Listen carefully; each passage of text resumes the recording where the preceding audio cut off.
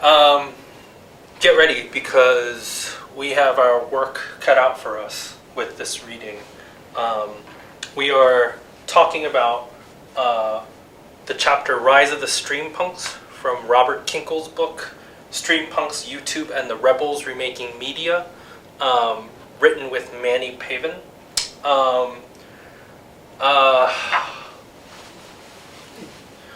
I think this is a really good reading to have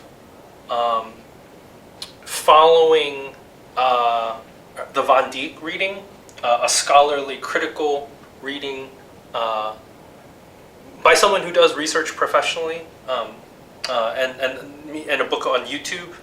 It's a good reading to pair, I think, with the news article from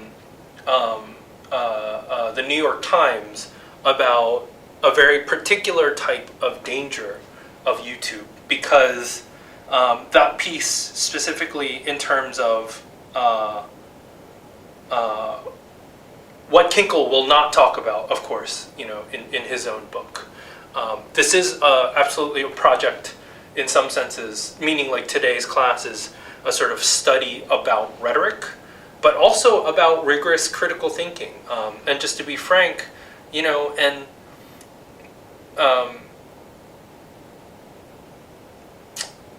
this is like an opportunity to like look at something where there really isn't critical thinking involved. Let's just be frank, it's a fluff piece, right?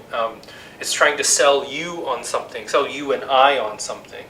And so I say that, we have to put our work is cut out for us because because of the nature of the writing, it demands of us that we put in the work because the work is not already there, right? That we have to kind of analyze this more. But just to start off, to give you the kind of key points of today is one, this reading, it's entirely ideological.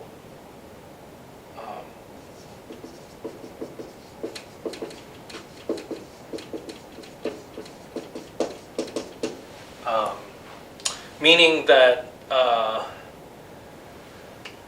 it's trying to sell you on how sexy the YouTuber life is. It's trying to sell you on how democratic and liberatory YouTube as a platform is. So let's just like write that down, right? The glamour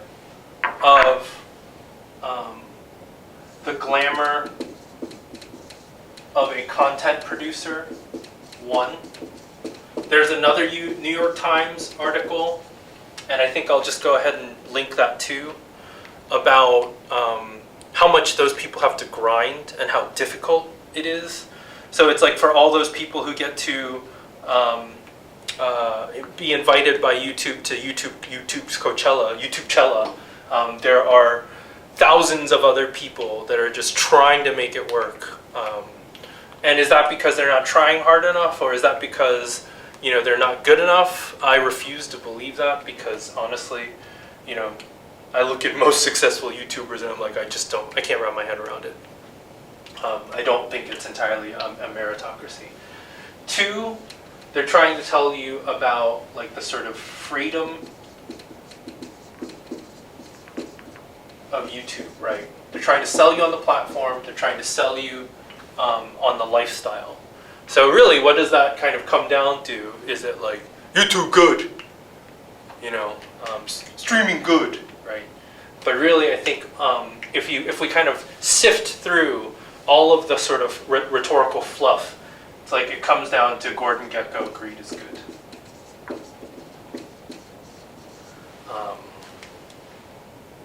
Yeah. So two,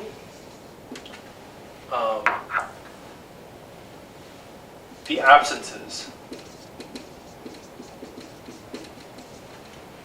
What are the things that Kyncl is not talking about, is avoiding, right?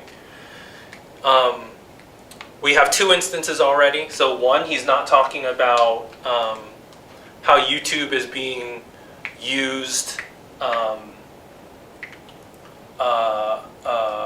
let's say, to disseminate incredibly troubling and flat out wrong, like terrible ideas, right? I mean, I guess maybe I'm also trying to disseminate terrible ideas. Two, we're not talking about the immense costs for those that are trying to make it as a content producer or streamer. How difficult it is. I mean, I know you've seen like those kind of contrarian articles about this is what, being an Instagrammer influencer is really like. It's not nearly as sexy, but it's like, yeah, like those people, they're trying really hard, and it's probably really difficult. And then three, right? I mean, just even think about like just the terrible toxicity on YouTube. Like, if you ever like actually bothered to look at the comments, it's kind of horrendous, right? So these are things that he's just not going to talk about, and he's absolutely not going to take responsibility for, right? And that is a very kind of, this is why I say we have to be kind of critical and sort of objective and analytical and rigorous about institutions. Institutions almost never ever take responsibility. This is a very neoliberal tendency for the terrible things that happen, in them, right? They just don't. Why? Because it's so much easier. Because we are ideologically underpinned, humanistically, in humanism, by the agency and the sovereignty of the individual, it's always so much easier to just blame the individual, to say that, well, it's been that person's fault, they did it, we didn't do it, right? But the institution absolutely allows the conditions and the context for that to emerge. And yet,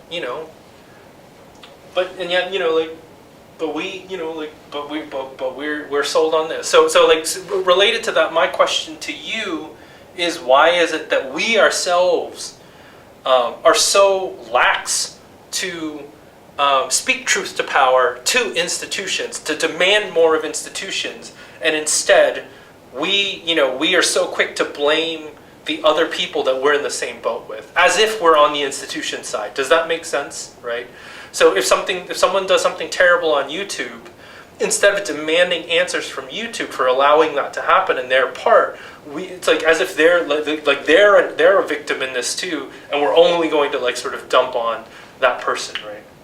That's something we have to think about. I absolutely think is that the monumental Supreme Court case decision in the U.S. where we started to treat corporations like individuals.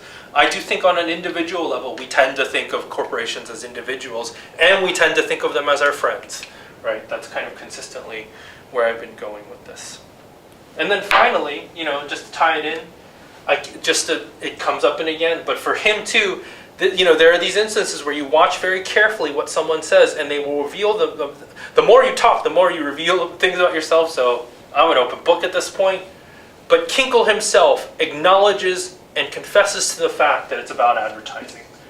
It's not about happiness. It's not about satisfaction. It's not about well-being. It's not about growth. It's not about freedom. It's about advertising.